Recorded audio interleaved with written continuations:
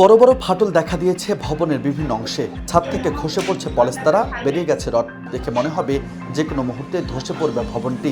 এভাবে এক যুগেরও বেশি সময় ধরে ঝুঁকি নিয়ে চলছে ঝিনাইদহের শৈলকুপা সাব রেজিস্ট্রার অফিসের কার্যক্রম। পাশে ৩ কোটি টাকা ব্যয়ে নির্মিত ২ তলা বিশিষ্ট ভবন তৈরি হয়ে পড়ে থাকলেও হস্তান্তরে দেখা দিয়েছে জটিলতা।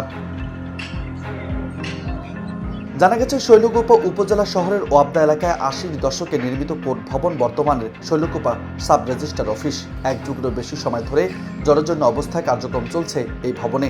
গণপূর্ত বিভাগের আওতায় ২০২৩ সালের শুরুতে পুরাতন ভবনের পাশে ২ তলা বিশিষ্ট একটি ভবন নির্মাণের অনুমোদন দেওয়া হলেও শেষ হয়নি নির্মাণ কাজ। এতে ক্ষোভ প্রকাশ করেছেন সংশ্লিষ্টরা। একটু ভয়ে ভয়ে ভিতরে আসি, যেহেতু প্লাস্টার মাঝে মাঝে খসে খসে পড়ে, এরকম ঝামেলা হয়, প্রায় শোনা যায় নাকি যে লোকের গার পারে ভেঙে ভেঙে পড়ছে। এগুলো পাশে দেওয়াল বিল্ডিংটা একটু ভালো মানে ভালো একটা বিল্ডিং হোক বা এখানে ব্যবস্থাটা ভালো হোক। বাড়ি গোপালপুর, আমি এখানে জমি রেজিস্ট্রি করতে আসছি। এসে দেখি যে এই ভবনের খুব জরাজীর্ণ অবস্থা। তা এখানে খুব সমস্যা, মানে নতুন ভবনে স্থানান্তর করার জন্য বিশেষ প্রয়োজন। এখানে ফাটা এইটা করছিল আমাদের ডান সাইডে। আমি একটু সরে লাগলে তো মাথা পড়ে। আমাদের বর্তমান যে বিল্ডিং, এই বিল্ডিং অবস্থা তো খুবই নাজুক অবস্থা। আপনারা দেখছেন মাঝে মাঝে ছাদের থেকে যে ভেঙে ভেঙে পড়ছে। এর আগে অনেকে অ্যাক্সিডেন্টে থেকে বেঁচে গেছে অল্পের জন্য।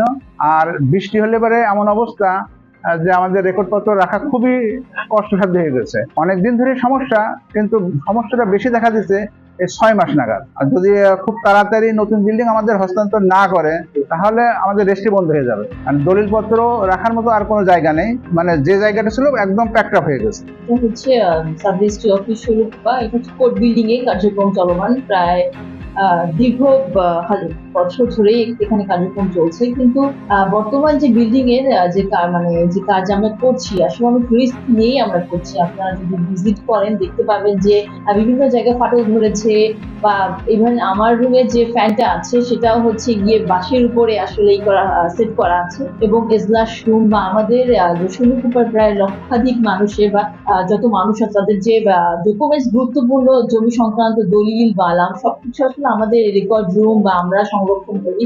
কিন্তু এই বিল্ডিংটা আসলে ভঙ্গুর অবস্থায় আছে, যেখানে সেখানে আসলে আমরা সুন্দরভাবে সেট করে রাখতে পারছি না, যেহেতু আমাদের ডিজিটাল এগুলো না, এগুলো হচ্ছে আমাদের মানে পেপার ওয়াইজ কার্যক্রম। তো হচ্ছে গিয়ে এটা কিন্তু খুবই গুরুত্বপূর্ণ প্রত্যেকটা মানুষের জন্য। তো আমরা চাচ্ছিলাম যে আমাদের নতুন ভবন অলরেডি হয়ে গিয়েছে, কিন্তু আমাদের হ্যান্ড ওভার করা হয়নি। আমরা বারবার চেয়েছিলাম, তো বলা হয়েছিল, আশ্বস্ত করা হয়েছিল যে খুব দ্রুত আমাদের হ্যান্ড ওভার করা হবে। করলে আমাদের জন্য খুব ভালো হয় যে বিল্ডিংটা নতুন আছে। প্রায় ৩ কোটি টাকা ব্যয়ে ভবনটি নির্মাণের দায়িত্ব পান স্থানীয় ঠিকাদার প্রতিষ্ঠান মোল্লা ট্রেডার্স। ঠিকাদারি প্রতিষ্ঠান স্বত্বাধিকার বলছেন খুব দ্রুত ভবনটি হস্তান্তর করা হবে। কাজ হয়ে গেছে, কিন্তু এটা হস্তান্তর কেন হচ্ছে না যদি একটু বলতেন।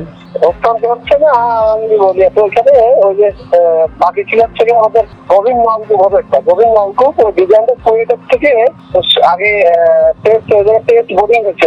টেস্ট বোরিং হয়ে সেই টেস্টে এখানে পানি এবং বালি লেয়ার বাই লেয়ার ধরে সেই টেস্ট করাকে খুলনা কুয়েটে যাওয়ার কারণে সেই রিপোর্ট হচ্ছে বেরিয়ে এলে, সেই রিপোর্ট পাওয়া গেছে এবং কাজ শুরু হয়েছে। আগামী এক সপ্তাহ ভিতরে এই সপ্তাহে হ্যান্ড ওভার হবে আর কি। উপজেলা প্রায় ৫ লক্ষাধিক মানুষের বসবাস রয়েছে। সংশ্লিষ্টদের দাবি, মানুষের মূল্যবান সম্পদের দলিল, দস্তাবেজ ও কাগজপত্র রক্ষার স্বার্থে অফিসের কার্যক্রম দ্রুত সময়ের মধ্যে নতুন ভবনে স্থানান্তরের পদক্ষেপ নিতে হবে। তা না হলে যে কোনো সময় ঘটতে পারে বড় দুর্ঘটনা।